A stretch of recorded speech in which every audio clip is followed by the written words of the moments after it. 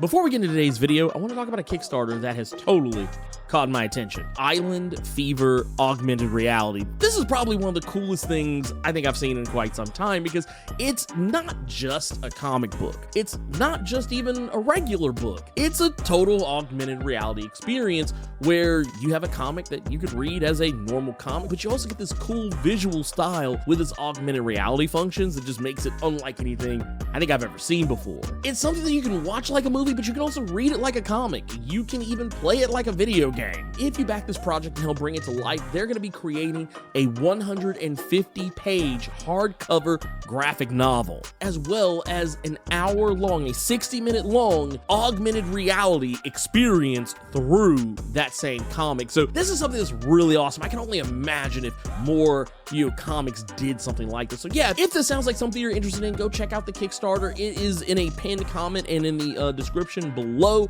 Go check it out. Help bring this project to life and change comics forever. You can't see me, you Stevie, wondering how I reach more evolutions than Evie and make it look easy. What is up, Earth's mightiest subscribers? It's Blerd without fear.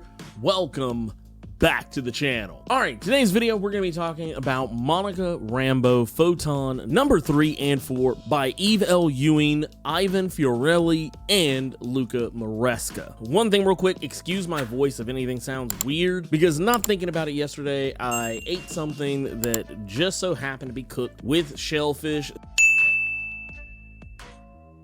So my throat is in a really weird state right now, but that is neither here nor there. To talk about this comic, and I didn't do a video for the last issue just because of time constraints, but what you basically need to know about what's going on if you have not been keeping up with the Monica Rambeau Photon series up to this point, all you really need to know is that Monica, at the end of the first issue, had flown off into space at almost ungodly speeds, like it speeds faster than the eye can see, and it was very reminiscent of the Flash, where when he created a flashpoint, he just ran off into the Speed Force, and we never really knew exactly what he did until the end of Flashpoint. Is kind of what's going on here. Only in this case, instead of Monica Rambeau being a speedster, she's just one of the most powerful people in all the universe. And she, for all intents and purposes, created her own version of Flashpoint, what has later been referred to as the Rambeau event. And we don't really know the full entire measure of what it is that she's done, but we do know for a fact that one of her old arch enemies, Dr. Carla Sofin, aka Moonstone, towards the end of issue number 3, Monica was confronted by her. Now, initially, it was easy to think that maybe this was going to be some kind of antagonistic encounter. It actually really isn't. This is a different version of Carla Sofin than what she's used to. This is a version of Carla Sofin who's not actually evil, at least not really. She's also run into Dr. Yesenia Rosario again, who we were reintroduced to in the first issue. And while everything kind of seemed confusing because Yesenia wasn't really making a whole heap of a lot of sense when she initially encountered Monica, what we do know is that Monica Rambeau did actually break the entire universe. She's been slipping surreptitiously through various different timelines, realities, places where she's still an Avenger, places where she's married to Dr. Voodoo, going to other places where her cousin Caleb, who in her original timeline was a full-grown man, is now a kid. Even jumping to universes where her cousin Caleb that I mentioned earlier is a grown man, but they don't really have the exact same type of relationship that they have in her universe. And in other cases, jumping into universes where her parents are supposedly dead, when in fact they are very much still alive in her reality. It's not that she's jumping back and forth between these realities are actually encroaching upon one another because of whatever it was that Monica Rambeau did. And there's a lot of crazy stuff going on, like how she went into the far-flung reaches of space and even interacted with a whole space tribal faring society called the Karos, and when she tried to go back to where they were gone, seemingly citing that it might have possibly been Monica Rambeau's fault, with them even going as far as telling her, don't come looking for them. There's a lot to unpack in just those two issues alone, just what Monica Rambeau is dealing with, how she has been kind of pushing herself to her absolute limit time in and time out, not just in the series, but even going back to her time in the Avengers, her time in the Thunderbolts, with the Agents of Hate, all of that. She has been just pushing herself. She's never taken a moment to stop. and actually decompress, to actually compartmentalize all of the traumas and stress that she's been dealing with her entire life. As far as what exactly is going on with her powers that is causing the universe to collapse upon itself, I'm gonna go on a limb and say her powers are probably starting to manifest in such a way that she's becoming similar to another character we normally associate with the Avengers and the X-Men, and that is Eden Fezzi, aka Manifold. Manifold's powers, at least initially, was thought that he could just create portals, but the reality of it is that he doesn't actually create portals, he speaks to the universe. He has a unique connection to space and time in that capacity, where if he requires a portal to take him somewhere, or anyone else for that matter, he asks the universe to create it for him. And that is why it seems like he can teleport. In the case of Monica Rambeau, what I'm thinking is happening here is that she has something very similar, whereas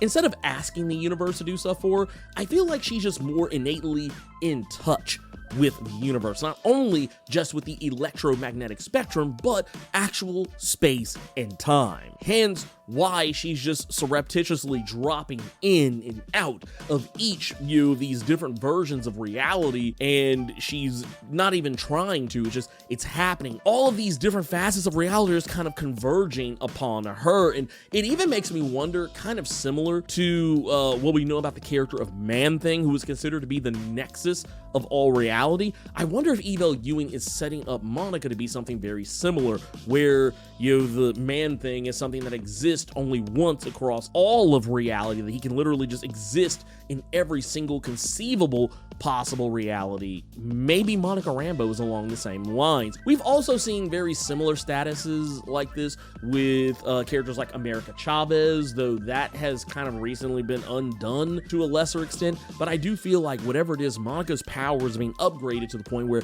not only is she in tune and in control of all facets of the electromagnetic spectrum, she is also in tune with all facets of the space-time continuum, maybe even potentially being the nexus of it all. Hence why when she is in mental distress or having issues with mental health, why it's possibly having a negative effect on the universe. That's something that's constantly mentioned throughout the course of these last couple of issues, is that the universe is broken. You're broken. Like, there's a correlation between the two, that she is mentally and emotionally broken. Therefore, the universe that she is so in touch with now, it is the same. But where this actually hits the very tip top of craziness is that when talking with the Beyonder, it's revealed that Monica Rambeau, while it was initially believed in Amazing Spider-Man Annual number 16 back in 1982 that she got her superpowers when an explosion went off that fundamentally changed her entire physiology to where she could control all facets of the electromagnetic spectrum. That was pretty much her original origin all this time. But now, Eyeld Ewing is doing something a little tricky with Monica Rambeau and remixing that origin. This is actually something very similar to what we saw not too terribly long ago with Captain Marvel Carol Danvers, where originally it was believed that Carol got her powers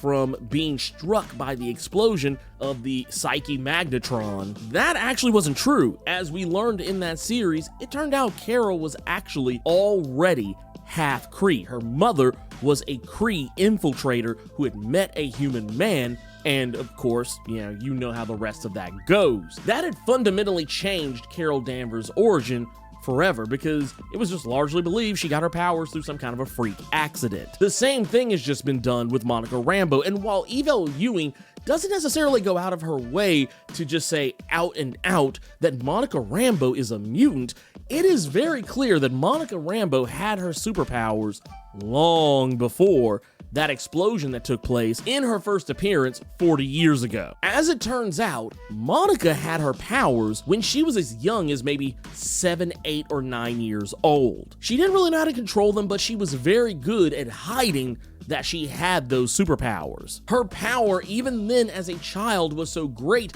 that it's even implied by the Beyonder that she was initially what drew him to start paying attention to the planet Earth. Now, originally, it was said that Owen Reese, the Molecule Man, was the reason. But it's in this issue where the Beyonder reveals that Owen Reese was only one of the things that caught their attention. The real draw was also Monica Rambeau. Now, the idea that Monica Rambeau is potentially a mutant is the only thing that really makes sense, because typically in the Marvel Comics universe, if you have superpowers just out of nowhere and you were born with these powers, there was no freak accident, it's largely believed that you're a mutant. For all this time, we've been under the impression that she's been a human mutate, someone who was born human, born normal, but gained superpowers through some kind of dramatic change or outside stimulus. Mutants kind of function in roughly the same way because their powers typically don't manifest until puberty,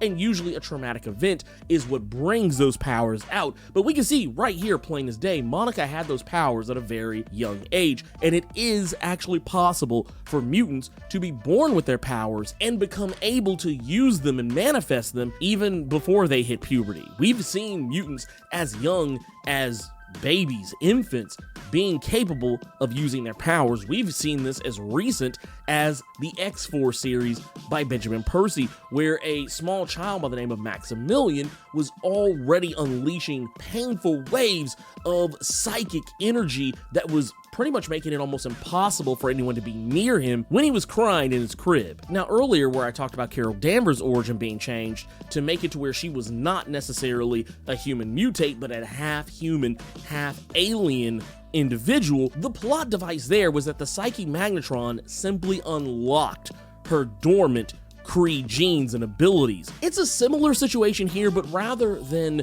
the explosion that caused Monica Rambeau to, quotey fingers, gain her powers, actually unlocking those abilities, it just galvanized her into accepting them, to using them on a more regular basis and no longer hiding who and what she really was. At least except for the mutant part. But this is a big deal. If this is in fact true, if what Eve L. Ewing is positing here, that Monica Rambeau has been a mutant the entire time, this is actually very similar to some things that have been happening on the MCU side of things in regards to the character of Ms. Marvel, Kamala Khan, in the live-action Disney Plus series. They decided to go in a different direction. Instead of having Kamala Khan be an Inhuman, they decided that the way that they explained away how her powers actually worked wasn't actually because she was an Inhuman. There was no Terrigenesis like there was in the comics. And while it did seem like the bangle that she was wearing is what actually gave her powers, it's a very similar situation. That bangle just merely unlocked what was already there, and thus